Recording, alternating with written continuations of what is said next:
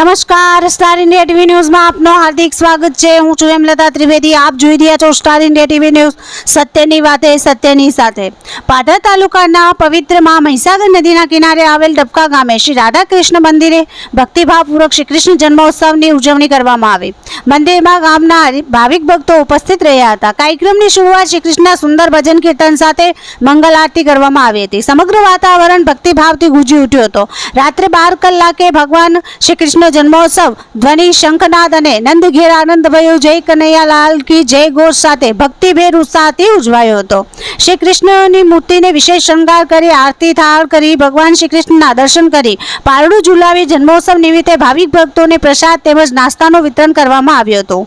સમગ્ર ઉજવણી હરિભક્તો માટે પ્રેરણાદાયી અને આનંદમય રહી હતી।